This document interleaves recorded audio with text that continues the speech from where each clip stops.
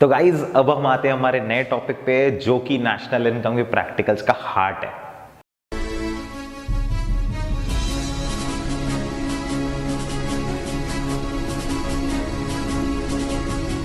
दोस्तों ये टॉपिक बहुत ज़रूरी है नेशनल इनकम में समझना, क्योंकि हर प्रैक्टिकल इसी से जुड़ा हुआ है।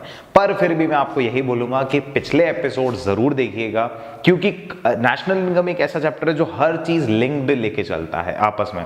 तो हम आते हैं हमारे नेक्स्ट टॉपिक जो कि है aggregates of national income. Schools में ये टॉपिक पढ़ाया जाता है, स्कूल्स में बोलूँ या फिर ये टॉपिक पढ़ाया जाता है कन्वर्जन के नाम से, कि कैसे कन्वर्ट किया जाता है। अब what is conversion and what is this aggregate. देखो नेशनल इनकम में कुछ इनिशियल्स होते हैं, मैं बोलता हूं एग्रीगेट होते हैं। कुछ 8 एग्रीगेट है इस साल के हमारे कोर्स में। Net national product at factor cost, this is the first aggregate. इसको लिखा कैसे जाता है गाइस, ध्यान से देखिए, NNPFC, इसका मतलब है net national product at factor cost. हमें टोटल 8 एग्रीगेट आपको सामने दिख रहे होंगे, पर दोस्तों याद जो मेन जो 2 वर्ड आपको याद रखने हैं वो है, एक तो नेशनल इनकम जिसको बोला जाता है NNPFC, मतलब net national product at factor cost.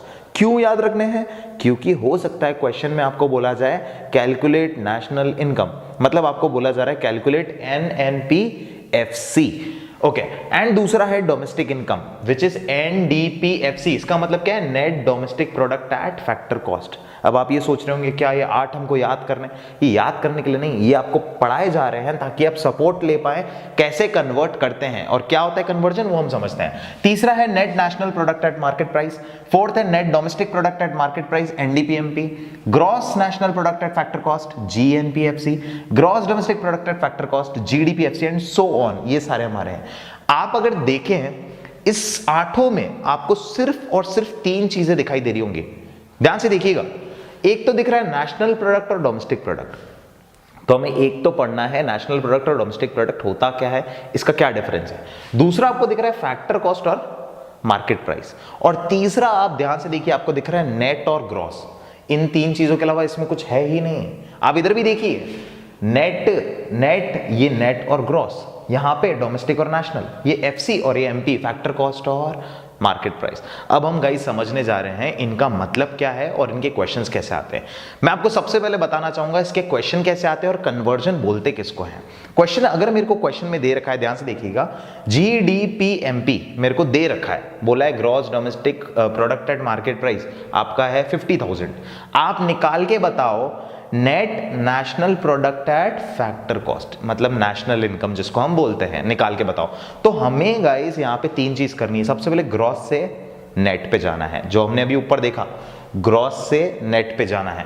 दूसरा हमें डोमेस्टिक प्रोडक्ट से नेशनल प्रोडक्ट पे जाना है, डोमेस्टिक प्रोडक्ट से नेशनल प्रोडक्ट पे जाना है। और तीसरा गाइस मार्केट प्राइस से फैक्टर कॉस्ट, मार्केट प्राइस और फैक्टर कॉस्ट। तो हम पहले मीनिंग समझ लेते हैं, बहुत आसान रहेगा, फिर हमारा ये कन्वर्जन करना। हम इसका एक प्रैक्टिकल क्वेश्चन भी सॉल्व करेंगे, बट सबसे पहले हम मीनिंग से स्टार्ट करेंगे। शुरुआत करूंगा मैं ग्रॉस और नेट से। गाइस ग्रॉस और नेट का जो कंसेप्ट है, इसके बीच की दीवार है डेप्रीसिएशन। दीवार का मतलब क्या है मैं आपको समझाऊंगा। सबसे पहले आपको अगर सारे कन्वर्जन को 100% राइट करना है, क्योंकि मैं क्या बता रहा हूं ये चैप्टर का हार्ट है, राइट करना है, तो आपको इसको एक दिमाग में एक प्रिंट लाना पड़ेगा, कौन सा बड़ा है सुनने में और कौन सा छोटा एलिमेंट है। अब ग्रॉस और नेट में साउंड ही हो रहा है दिमाग में कि बड़ा एलिमेंट है ग्रॉस, जो कि टोटल लेवल पे होगा, और नेट मतलब जो कि काट पीट के, मतलब ये सब हटा के होता है। तो बड़े से छोटे पे जाना है, तो हम ये तो पहले समझ लेते हैं कि माइनस करना है, क्योंकि बड़े से छोटे पे आ रहे हैं, बड़े से छोटे पे आ रहे हैं, तो माइनस करेंगे। माइनस क्या करना है, वो है डेप्रीसिएशन। अब क्वेश्चन आता है डेप्रीसिएशन हमें माइनस क्यों करना है, समझते हैं। तो गाइज हमने जो एक ग्रॉस और नेट का मैंने आपको भी क्या बताया, ग्रॉस और नेट के बीच की दीवार है डेप्रीसिएशन। समझना गाइज अब क्या चीज है। ग्रॉस और नेट को डेप्रीसिएशन इसकी वॉल क्यों है, जैसे अगर मैं आपको एग्जांपल दिया था मैंने अभी पहले भी, 2005 में मैंने एक मशीन खरीदी जो कि है 1 करोड़ की। तो 1 करोड़ है इसकी ग्रॉस वैल्यू, 2006 में हो जाएगी वो 90 लाख की, 2007 में हो जाएगी वो 80 लाख की। 10% रेट से डेप्रिशिएट होते होते। अब दोस्तों कोई भी मुझसे ग्रॉस वैल्यू पूछ रहा है तो मैं उसको बता रहा हूं 1 करोड़। क्यों ऐसे बता रहा हूं, ध्यान से सुनना। अगर कोई भी मुझसे नेट वैल्यू पूछेगा, उसने मेरे से बोला कि 2007 की नेट वैल्यू कितनी है, तो मैं बोलूंगा 80 लाख। अगर वो मुझसे पूछेगा 2007 में नेट वैल्यू है 80 लाख, तो 2007 में ग्रॉस वैल्यू क्या है, तो मैं बोलूंगा 1 करोड़। मतलब मैं कर क्या रहा हूं, आप देखना ध्यान से, मैं नेट वैल्यू में डेप्रीसिएशन ऐड करके बता रहा हूं। अल्टीमेटली मेरे पास कुछ है नहीं, मैं क्या बोल रहा हूं, नेट वैल्यू में अगर डेप्रीसिएशन ऐड करो तो बन जाती है ग्रॉस वैल्यू। ओके, आगे हम पढ़ते हैं। नेक्स्ट है हमारा डोमेस्टिक प्रोडक्ट और नेशनल प्रोडक्ट। डोमेस्टिक प्रोडक्ट और नेशनल प्रोडक्ट की अगर मैं बात करूं तो आपको वापस वही कंसेप्ट, बड़ा और छोटे वाला कंसेप्ट साउंड हो रहा है। डोमेस्टिक छोटा है और नेशनल बड़ा है। सबने सुन रखा होगा डोमेस्टिक फ्लाइट्स उड़ती हैं और इंटरनेशनल फ्लाइट्स। डोमेस्टिक फ्लाइट्स जो कि देश के अंदर अंदर ही होती हैं, ऐसे ही इंटरनेशनल फ्लाइट्स जो देश के बाहर भी होती है प्लस देश के अंदर भी फ्लाई करती है। सेम कंसेप्ट है, थोड़ा सा डिफरेंस आ रहा है इसमें। क्या चीज है? डोमेस्टिक प्रोडक्ट ऐसा पैसा जो सिर्फ देश के अंदर कमाया जा रहा है। आगे नेशनल प्रोडक्ट ऐसा पैसा जो देश के बाहर भी कमाया जाता है और देश के अंदर भी कमाया जाता है। अब देखिए इधर क्या चीज है, वापस छोटे से बड़े पे जा रहे हैं। छोटे से बड़े पे जाएंगे, ये तो हमको पता है कि ऐड होगा, क्योंकि छोटे से बड़े पे जा रहे हैं। ऐड क्या होगा? इनके बीच की दीवार है net factor income from abroad. अब ये दीवार इन दोनों के बीच की क्यों है? डोमेस्टिक प्रोडक्ट और नेशनल प्रोडक्ट में पहली चीज तो समझ में आ गई आपको, छोटे और बड़े का कंसेप्ट, कि डोमेस्टिक प्रोडक्ट छोटा है और जो नेशनल प्रोडक्ट है वो बड़ा है। तो छोटे से बड़े पे जाऊंगा, ये तो पक्का है ऐड होगा। मैं आपको बताने जा रहा हूं ये net factor income from abroad क्या है। Net factor income from abroad sound क्या हो रहा है, सुनो पहले ध्यान से ये चीज, कि डोमेस्टिक प्रोडक्ट मतलब जब मैं सिर्फ देश के अंदर अंदर कमा रहा हूं, और नेशनल प्रोडक्ट मतलब देश के अंदर प्लस जो बाहर से आ रहा है। अब जो बाहर से आ रहा है उसको इंग्लिश में क्या बोलेंगे? Income from abroad. बट अपन ने अभी पढ़ा था पिछले एपिसोड में कि फैक्टर इनकम ही ऐसी इनकम है जो कि नेशनल इनकम में इंक्लूड करी जाती है। तो इसीलिए यहां पे स्पेसिफाई किया जा रहा है फैक्टर इनकम फ्रॉम अब्रॉड। तो मैं यहां पे जो वर्ड यूज करूंगा, डोमेस्टिक से नेशनल पे आएंगे तो छोटे से बड़े पे जाएंगे तो factor income from abroad add होगा। अब guys net factor income from abroad, ये हमारी बात है, ये आता कैसे है? जब मैं बाहर से जो पैसा आ रहा है उसको मैं बोल रहा हूं फैक्टर इनकम फ्रॉम अब्रॉड। मान के चलना बाहर से मैं लेके आ रहा हूं 100 करोड़, ठीक है। बाहर ऐसा थोड़ी ना कि सिर्फ आएगा, देना भी तो पड़ेगा। बाहर मैं दे रहा हूं 80 करोड़, तो नेट मेरे पास कितना आ रहा है? 20 करोड़। तो ये 20 करोड़ में ऐड कर लूंगा जब मैं डोमेस्टिक से नेशनल पे जाऊंगा। एक और चीज, अगर बाय द वे क्वेश्चंस में ये चीज 0 है और सिर्फ गिवन है ये 100, तो ये हो जाएगा 100। मतलब हमें इन दोनों को कंसिडर करना है, तब जाके निकलेगा हमारा net factor income from abroad. Next हमें जो पढ़ना है वो है मार्केट प्राइस और फैक्टर कॉस्ट। यहां पे हमें जाना है मार्केट प्राइस से फैक्टर कॉस्ट पे। तो वापस हमारे दिमाग में आ रहा है, इसको अपन को अगर आसानी से समझना है तो आप इसको प्राइस और कॉस्ट पहले समझिए। सेम नहीं है, थोड़ा सा डिफरेंस है, पर प्राइस ज्यादा बड़ी चीज होती है और कॉस्ट छोटी चीज होती है। तो बड़े से छोटे पे जाना है। वापस आपके दिमाग में एक चीज क्लिक हो गई, दैट यहां पे माइनस होगा क्योंकि बड़े से छोटे पे जाना है। माइनस क्या हो रहा है? वो हो रहा है नेट इनडायरेक्ट टैक्सेस। अभी नेट इनडायरेक्ट टैक्सेस, इसकी दीवार क्यों है ये समझते हैं। अब बात कर रहे हैं एनआईटी की, जो हम नेट इनडायरेक्ट टैक्सेस। सोचो गाइस, सबसे पहले तो ये किसका गैप है, किसकी दीवार है? मार्केट प्राइस और फैक्टर कॉस्ट। हमें जो चीज पता है, फैक्टर कॉस्ट में मैंने आपको क्या बताया, कॉस्ट वर्ड पकड़ो, और प्राइस में मैंने आपको क्या बताया, प्राइस वर्ड पकड़ो। तो हमें पता है प्राइस बड़ी होती है और कॉस्ट होती है छोटी। देखो मैं आपको ये बहुत इजीली समझाऊंगा इस एग्जांपल से। मान लो एग्जांपल लेते हैं, ये मार्कर जो है, कोई कंपनी है वो बना रही है 6 रुपए में। उसने सोचा 6 में मेरे को पड़ रहा है तो 8 रुपए, तो मतलब 2 रुपए तो मुनाफा चाहिए। तो जो 8 रुपए है ये किसने सोचा? ये अभी तो कंपनी ने सोचा है कि 8 रुपए में ये मार्कर की एटलीस्ट प्राइस होनी चाहिए। ये 8 रुपए प्राइस नहीं, ये 8 रुपए है फैक्टर कॉस्ट। मैं आपको एग्जांपल से समझा रहा हूं। 8 रुपए है फैक्टर कॉस्ट। 8 रुपए में अब उसको देना है इनडायरेक्ट टैक्स, कुछ भी ले लेते हैं, सेल्स टैक्स, ठीक है। 2 रुपए या अपन ले लेते हैं एग्जाम्पल के अकॉर्डिंग, 3 रुपए कंपनी ने दिया सेल्स टैक्स। टोटल मार्कर हो गया 11 रुपए का, 8 + 3। अब कंपनी को सब्सिडीज मिल रही है। गवर्नमेंट ने बोला कि भाई आप ये मार्कर थोड़ा गरीबों के लिए, मतलब गवर्नमेंट स्कूल के लिए भी बना दो फ्री में। तो उनको गवर्नमेंट ने क्या दी? सब्सिडीज दी। सब्सिडीज फायदा हुआ मार्कर बनाने वाली कंपनी के लिए। तो 1 रुपए कंपनी को मिला। आफ्टर ऑल लास्ट में मार्कर उनको पड़ा 10 रुपए का। तो 10 रुपए क्या है? Market price. तो मैं अगर फैक्टर कॉस्ट और मार्केट प्राइस के बीच की दीवार निकालना चाहूं तो एक्चुअल वो दीवार है इनडायरेक्ट टैक्स माइनस सब्सिडीज। आप ये देखो, इनडायरेक्ट टैक्स माइनस सब्सिडीज। तो ये इनडायरेक्ट टैक्स माइनस सब्सिडीज बार बार लिखने की जगह एक नाम दे दिया नेट इनडायरेक्ट टैक्सेस। तो what is net indirect taxes? It is indirect tax minus subsidies.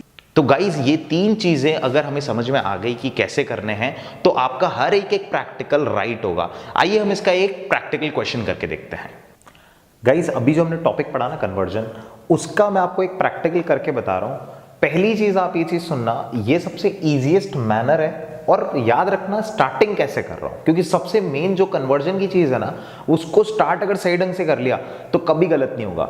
इसमें सबसे ज्यादा परफेक्शन की नीड है। अगर ये बिगड़ गया ना तो आपका पूरा प्रैक्टिकल गलत जाएगा। अब मैं क्या चीज बता रहा हूं, मेरे को ऐसे क्वेश्चन गिवन है। क्वेश्चन में क्या गिवन है? Gross domestic product market price पे गिवन है 40,000, मतलब GDP MP. Consumption of fixed capital, मैंने आपको पहले ही बता रखा है, नेशनल इनकम का गोल्डन रूल हर चीज का दूसरा नाम है।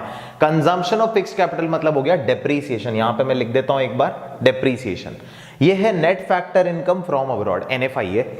इनडायरेक्ट टैक्स और सब्सिडीज, और मेरे को निकालना क्या है? नेशनल इनकम मतलब एनएनपी एफसी। अब देखो मैं स्टार्ट कैसे कर रहा हूं, ध्यान से देखना। जो गिवन है उसको मैंने लिखा ऊपर जीडीपी एमपी, जो निकालना है इस तरीके से एरो बना के उसको लगा नीचे एनएनपीएफसी। अब दोस्तों ये जो चीज है gross domestic product at market price and net national product, हमें पता है ग्रॉस से नेट पे जाना है। सबसे पहला ग्रॉस से नेट पे जाना है। ग्रॉस से अगर आपको नेट पे जाना है तो आपको एक तो चीज पता पड़ गई, बड़े से आपको किस पे आना है? छोटे पे आना है। मैं आता हूं बड़े से छोटे पे, बड़े से छोटे पे आऊंगा, ये तो पता है माइनस होगा। ग्रॉस से नेट मतलब बड़े से छोटा, माइनस होगा, बीच की दीवार है डेप्रीसिएशन। पहले इस तरीके से फॉर्मूला लिखना पड़ता है। ये डेप्रीसिएशन मैंने माइनस किया। देन डोमेस्टिक प्रोडक्ट से नेशनल प्रोडक्ट, वापस दिमाग में लेके आओ, बड़ा कौन सा है और छोटा कौन सा है? छोटे से बड़े पे आना है। छोटे से बड़े पे आएंगे तो प्लस होगा, ये तो पता है।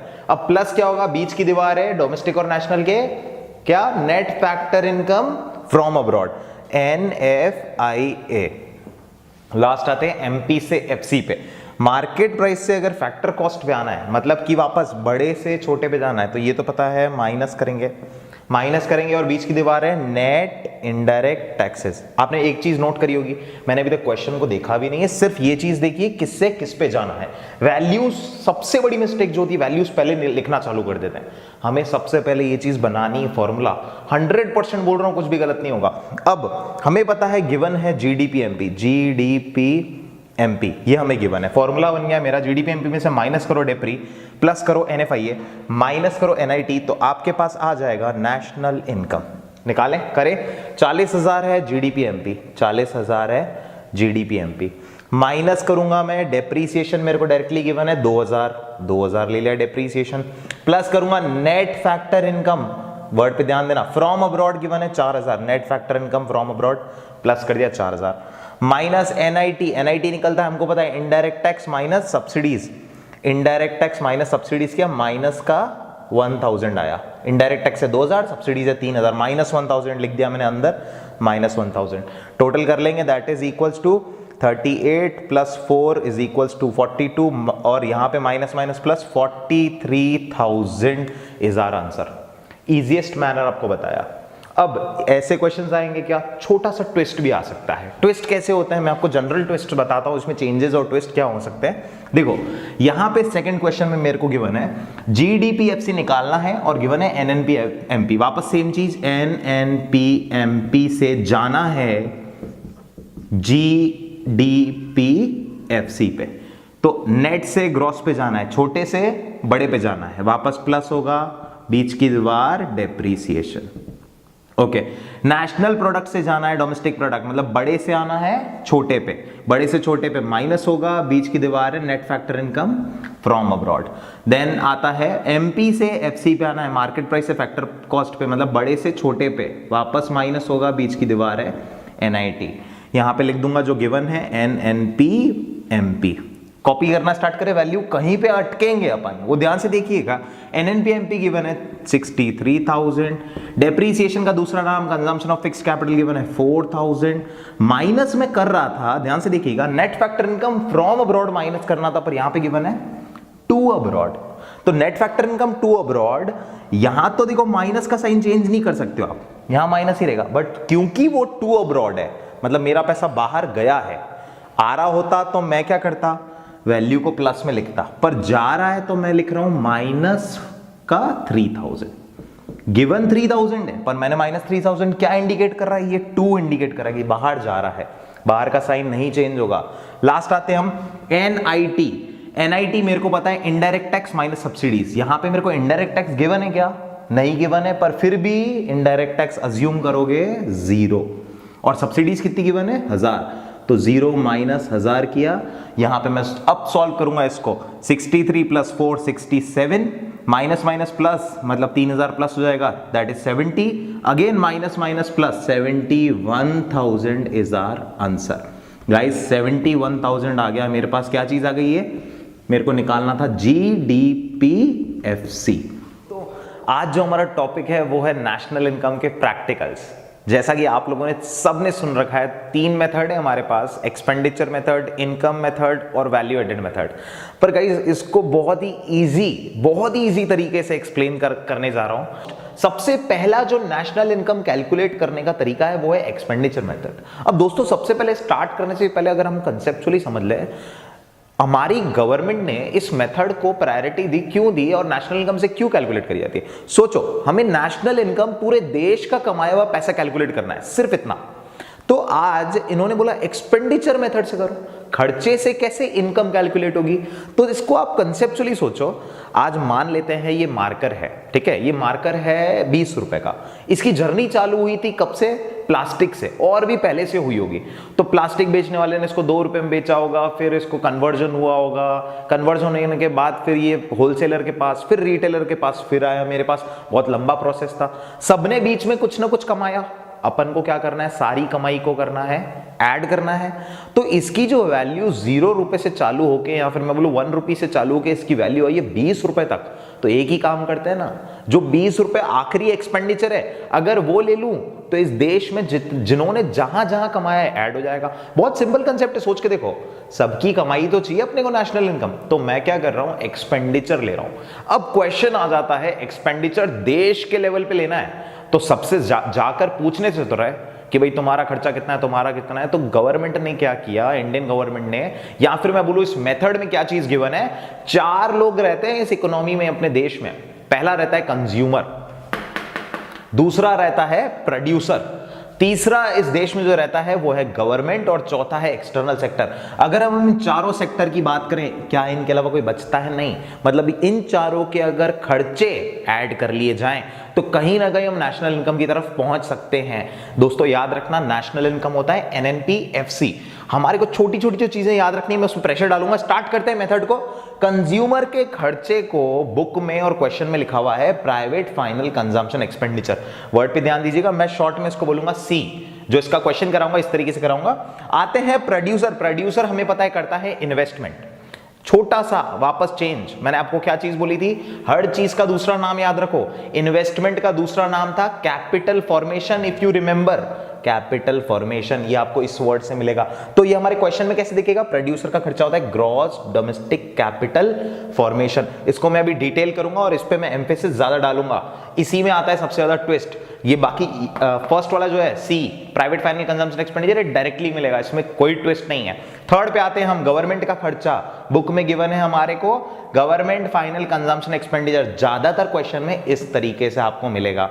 आगे देखते हैं हम, नेट एक्सपोर्ट्स। ऑब्वियसली चौथा सेक्टर बचा एक्सटर्नल सेक्टर, जो एक्सपोर्ट और इंपोर्ट देखता है। तो नेट एक्सपोर्ट्स जो कि निकलते हैं एक्सपोर्ट माइनस इंपोर्ट से। अगर ये चारों चीजें मैं ऐड कर लूं तो मेरे पास चारों चीजें ऐड करने के बाद आ जाएगा GDPMP।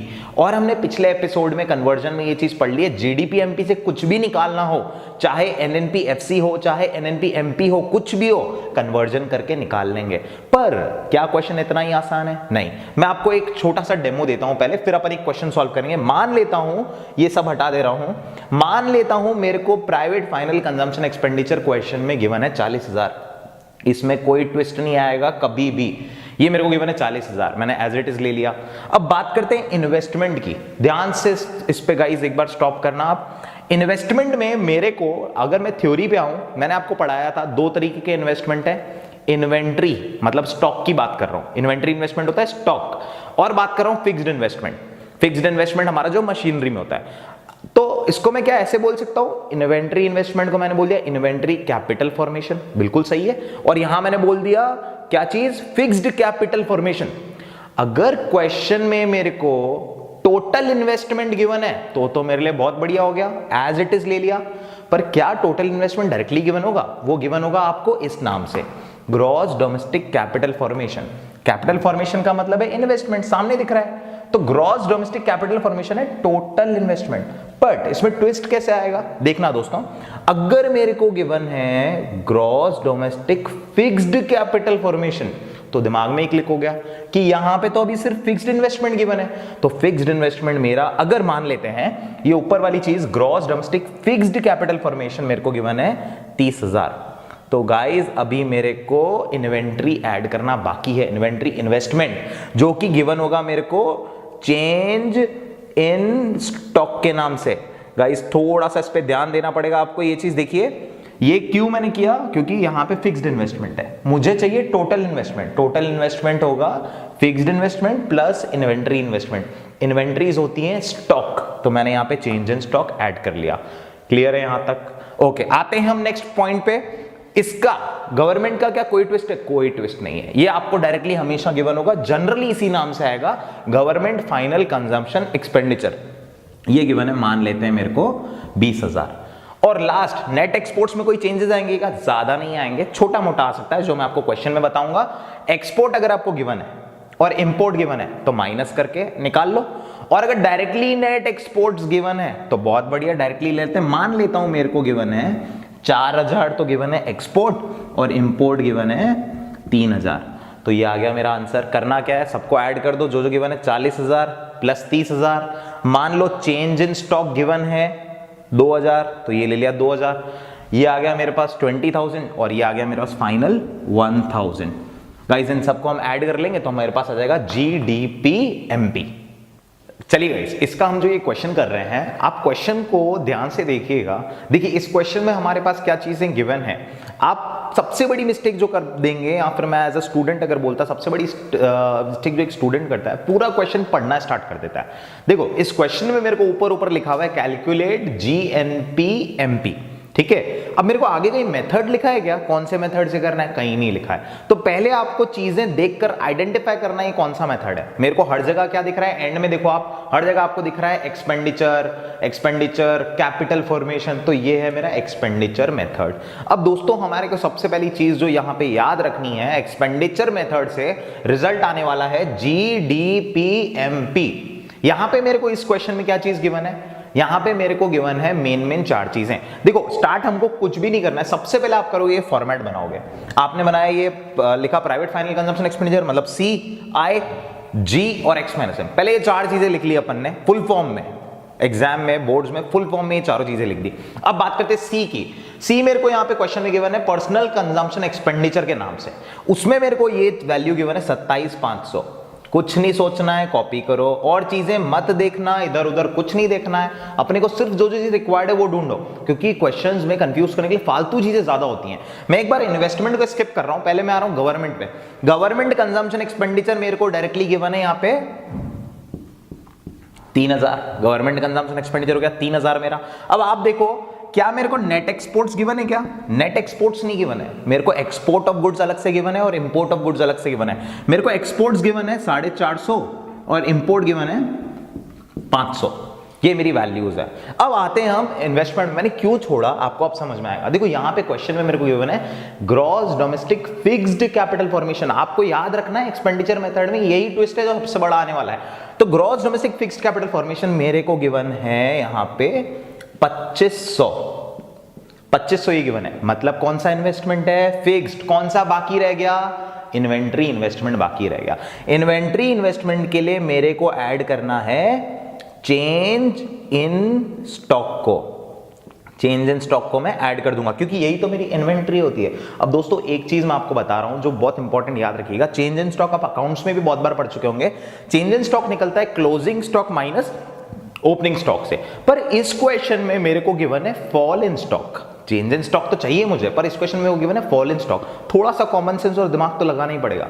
अगर चेंज इन स्टॉक गिवन होता तो मैं ऐड कर लेता, एडिशन टू स्टॉक होता तो भी ऐड कर लेता, पर क्वेश्चन ने छोटा सा चेंज दे दिया। यहां पे गिवन है fall in stock. Fall in stock है तो यहां पे ऐड करने की जगह माइनस करेंगे।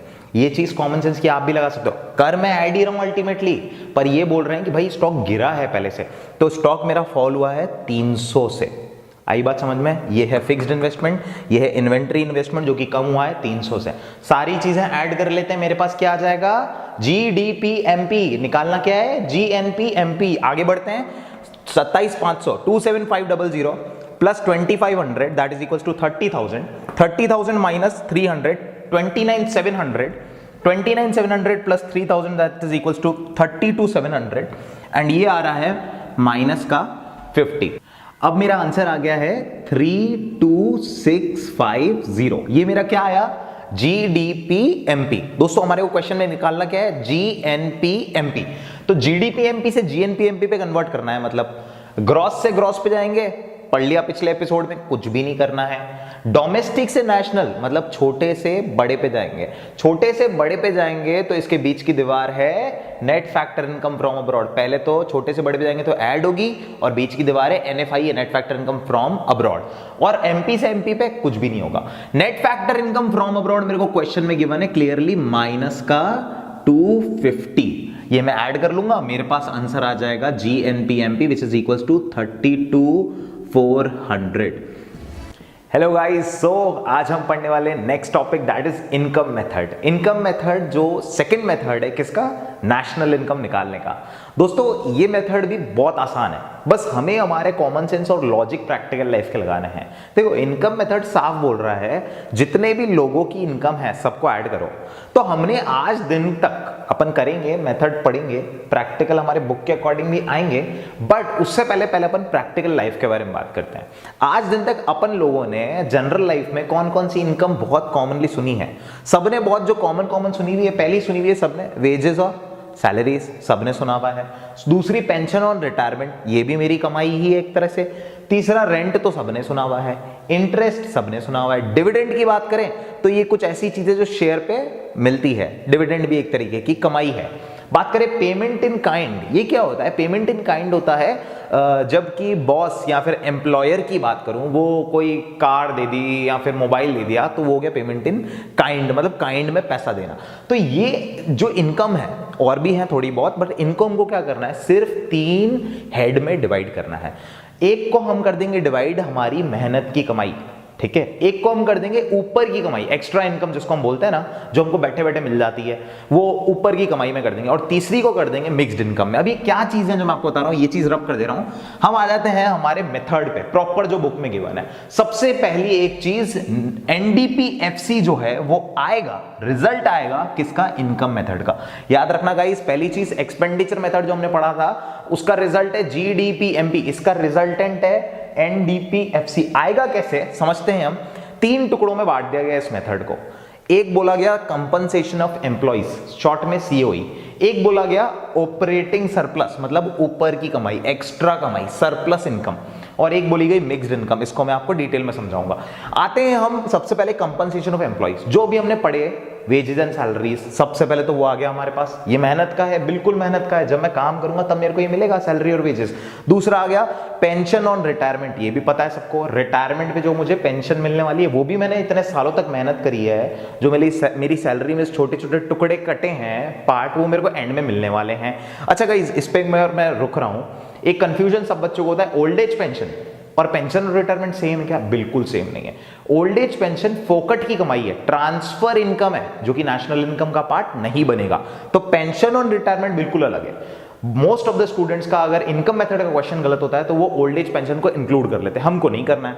सैलरी और वेजेस में ऐड कर दो पेंशन और रिटायरमेंट, इसमें ऐड कर दो पेमेंट इन काइंड, ये भी मेहनत का है। और लास्ट है social security scheme bye employers.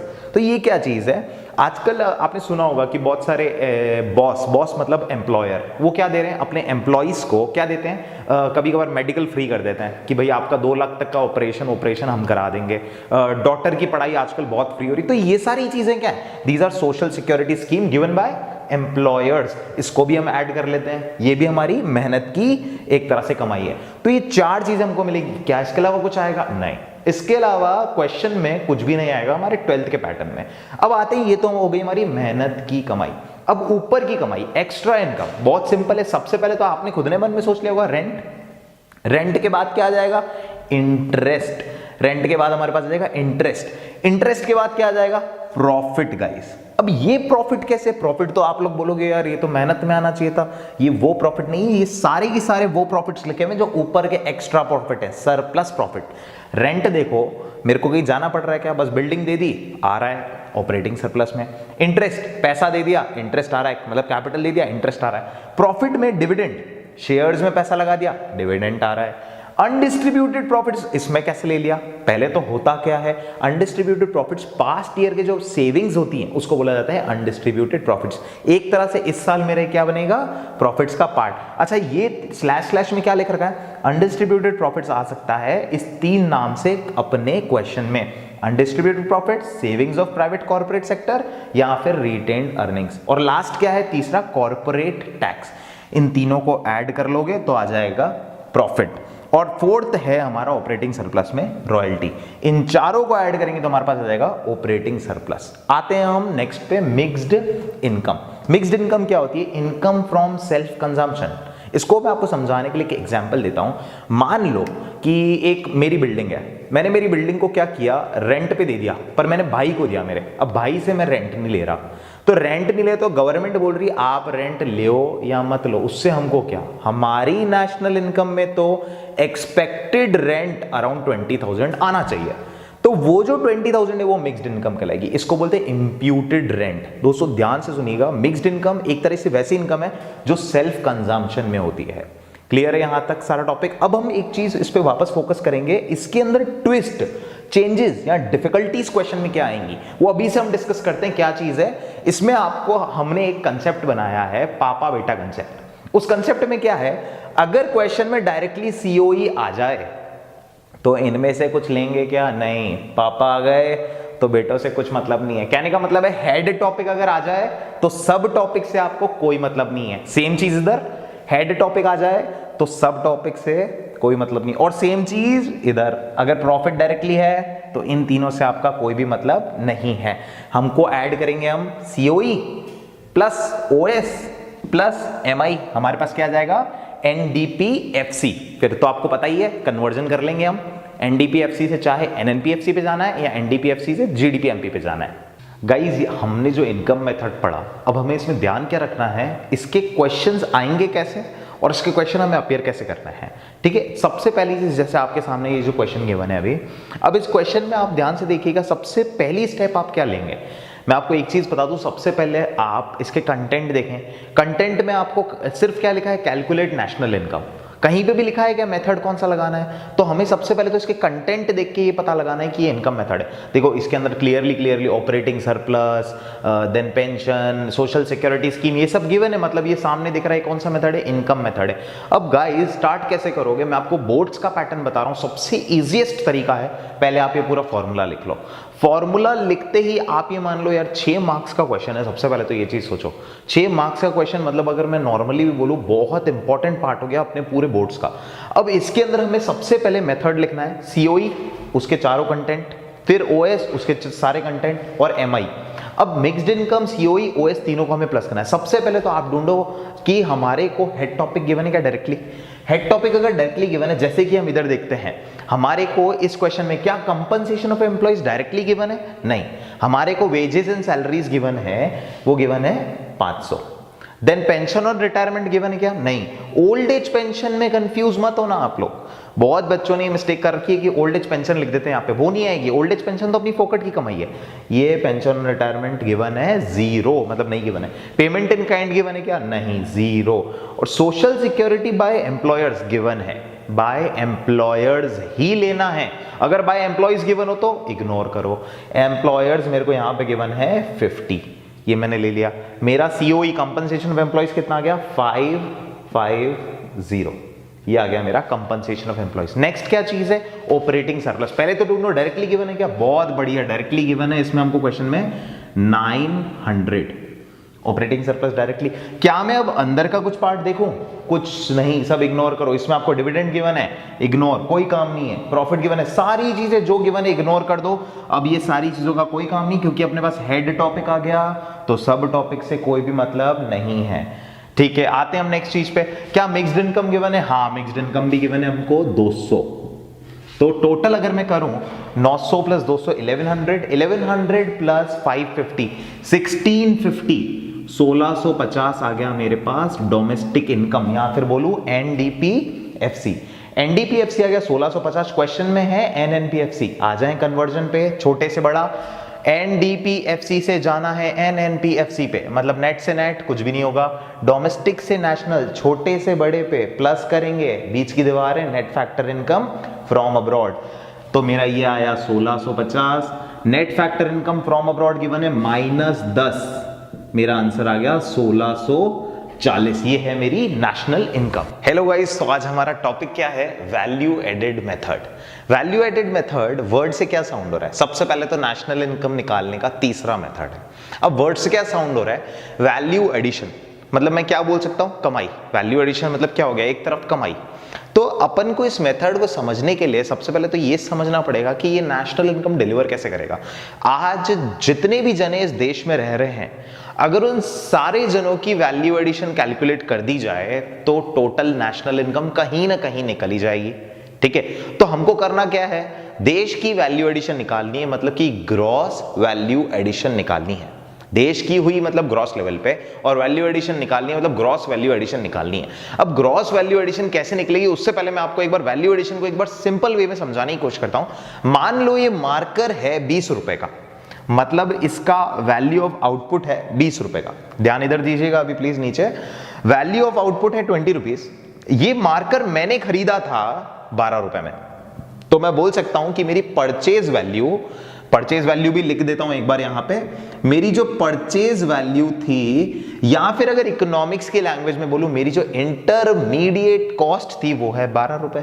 तो मेरे को वैल्यू एडिशन मतलब कमाई कितनी मिली, 8 रुपए।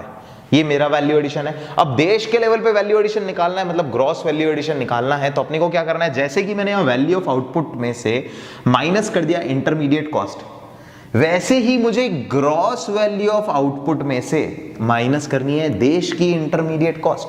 अब सर ये क्वेश्चन में होगा क्या? बिल्कुल क्वेश्चन में होगा। इंटरमीडिएट कॉस्ट अपने को क्वेश्चन में 100% गिवन होगा, या तो इंटरमीडिएट कॉस्ट के नाम से या फिर गिवन होगा परचेज के नाम से, जैसे कि मैंने यहां पे लिखा है, दो चीजों के नाम से गिवन होगा। अच्छा ठीक है, अगर मेरे को purchase of raw material given है तो मेरे लिए बहुत आसान है, इंटरमीडिएट कॉस्ट मिल गई। परचेज ऑफ मशीनरी को लेना है क्या, मशीनरी अपने लिए इंटरमीडिएट कॉस्ट थोड़ी ना है। तो परचेज मतलब सारे परचेज मत लेना, सिर्फ purchase of stock, purchase of raw material, ऐसे परचेज लेने, वो मेरी इंटरमीडिएट कॉस्ट हो जाएगी। अच्छा, gross value of output directly होगा क्या, मतलब जीवीओ, शॉर्ट फॉर्म में बोलूं जीवीओ माइनस आईसी कर रहे हैं तो आ रहा है GVA, gross value of addition.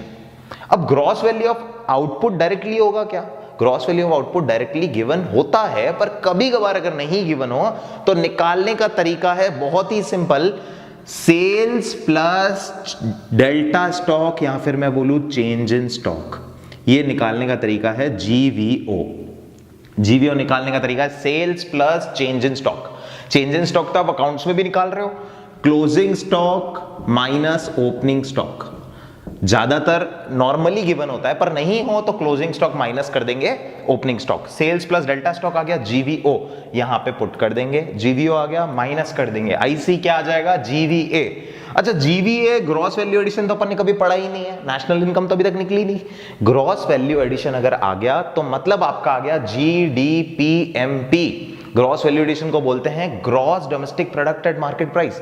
क्यों बोलते हैं एक बार हम यहां ध्यान देते हैं। जहां पे भी एक ट्रिक सिखा रहा हूं आपको, जहां पे भी आपको मिल जाए वैल्यू एडेड वर्ड, उसको आप लिख दो डोमेस्टिक प्रोडक्ट। वैल्यू एडेड को डोमेस्टिक प्रोडक्ट लिख दो तो ऑटोमेटिकली आपका फॉर्मेशन मिल जाएगा। जैसे ही कि मैं आपको समझाता हूं, अगर मेरे को बोला है कैलकुलेट करो net value added at factor cost, ध्यान से देखिएगा एक बार, कैलकुलेट करो net value added at factor cost, तो हमने कभी सुना ही नहीं है, तो आपको वैल्यू एडेड की जगह लिखना है डोमेस्टिक प्रोडक्ट। तो मतलब कैलकुलेट करना है net domestic product at factor cost, मतलब कि NDPFC। समझ में आ रहा है? वापस ओवरलैप करते हैं एक बार, सारी चीजों को एक बार समझते हैं हम। GDPMP निकलेगा, रिजल्ट कैसे निकलेगा? GVA और GDPMP एक ही चीज है। GVO माइनस कर देंगे IC गिवन होगा क्वेश्चन में डायरेक्टली, या फिर परचेज गिवन होगा। GVO गिवन हो तो बहुत बढ़िया, नहीं गिवन है तो सेल्स प्लस कर देंगे डेल्टा स्टॉक। गाइज अब ये सॉल्यूशन हम करने जा रहे हैं, किसका क्वेश्चन है ये? वैल्यू एडेड मेथड, या फिर मैं बोलूं प्रोडक्ट मेथड। अब ये जो क्वेश्चन है ये बहुत बेसिक क्वेश्चन है, मतलब इजीएस्ट क्वेश्चन बता रहा हूं इसका मैं। अब इसके अंदर आप देखिए, सबसे पहले तो ऊपर हमको गिवन है कैलकुलेट NDPFC, मतलब कि डोमेस्टिक इनकम।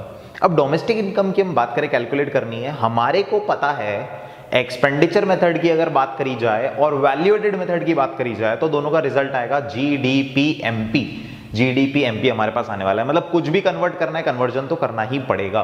बात करते करना कैसे, सबसे पहले हम निकालेंगे GVA, कैसे निकलेगा? GVO माइनस IC से। तो हमारे को क्या क्या चीज गिवन है क्वेश्चन में? इंटरमीडिएट कॉस्ट, सबसे पहले आसान चीज गिवन है, इंटरमीडिएट कॉस्ट क्लियरली गिवन है 30। अच्छा, अगर क्लियरली नहीं होती तो हिडन होती, क्या हो सकता है लिखा हुआ आ जाए स्टॉक ऑफ रॉ मटेरियल, या फिर हो सकता है लिखा हुआ आ जाए परचेज ऑफ रॉ मटेरियल, ऐसी चीजें, वो भी क्या है? इंटरमीडिएट कॉस्ट है। अब बात करते हैं हम इधर ग्रॉस वैल्यू ऑफ आउटपुट। क्या क्वेश्चन में डायरेक्टली गिवन है क्या ग्रॉस वैल्यू ऑफ आउटपुट? नहीं, क्वेश्चन में ग्रॉस वैल्यू ऑफ आउटपुट निकालना पड़ेगा, जिसका फॉर्मूला है हमको पता है sales plus change in stock. Sales हमको क्वेश्चन में गिवन है 100, करेक्ट, और हमको डेल्टा स्टॉक डायरेक्टली गिवन है क्या? Change in stock, change in stock भी डायरेक्टली नहीं गिवन है। हमारे को closing stock minus opening stock करना पड़ेगा। Closing stock minus opening stock मैंने किया, क्लोजिंग स्टॉक गिवन है 10 और ओपनिंग स्टॉक गिवन है 20, तो ये आंसर आ गया मेरा माइनस का 10 प्लस किया 100, ग्रॉस वैल्यू ऑफ आउटपुट आ गया 90। ये मैंने कॉपी कर दिया इधर 90, आंसर आ गया मेरा GDPMP का 60। गाइस देखा कितना आसान था, पर कैसे आसान था? सबसे पहले मैंने फॉर्मूला को डिस्प्ले कर दिया। फॉर्मूला को आपको भी यही चीज करनी, क्वेश्चन पढ़ो, क्वेश्चन की वैल्यूज को देखो भी मत, सबसे पहले ब्लॉक बना के फॉर्मूला बना दो, ताकि आपको सिर्फ कॉपी पेस्ट वैल्यू करनी है। दो फायदे हैं, एक तो मैम को या फिर एग्जामिनर को पता पड़ जाएगा कि आपको फॉर्मूला तो क्लियरली आता है, भले आंसर की वैल्यू रॉन्ग भी आ गई, पर फिर भी ये चीज करना बहुत जरूरी है। अभी हम लोग आधे क्वेश्चन तक पहुंचे हैं। GDPMP मेरा आया 60, मेरे को निकालना है NDPFC। NDPFC वापस अपन कन्वर्जन कर लेंगे, GDPMP से आना है डोमेस्टिक इनकम NDPFC, ग्रॉस से नेट पे आए, बीच की दीवार है, डेप्रीसिएशन माइनस होगी बड़े से छोटे पे, डोमेस्टिक से डोमेस्टिक कुछ भी नहीं होगा, MP से FC वापस बड़े से छोटा, NIT माइनस होगा। डेप्रीसिएशन मेरे को गिवन है कंजम्पशन ऑफ फिक्स्ड कैपिटल के नाम से, ये मेरे को गिवन है depreciation which is equals to 15, okay. Then मेरे को net indirect taxes directly given है क्या? नहीं, नेट इनडायरेक्ट टैक्सेस भी मुझे निकालने पड़ेंगे, indirect tax minus subsidies. Indirect tax मेरे को गिवन है 5 और सब्सिडीज मेरे को गिवन है 1, तो ये आ गया मेरा 4, आंसर डायरेक्टली लिख देता हूं मैं, यहां पे आ गया मेरे पास 4, जो कि मेरे को माइनस करना है। GDPMP मेरा कितना निकला था? GDPMP मेरा निकला यहां पे 60, तो 60 में से माइनस कर देंगे अपन 15 विच इज 45 एंड माइनस कर देंगे 4 विच इज 41 आ गया मेरा NDPFC। 41 is the final answer of domestic income.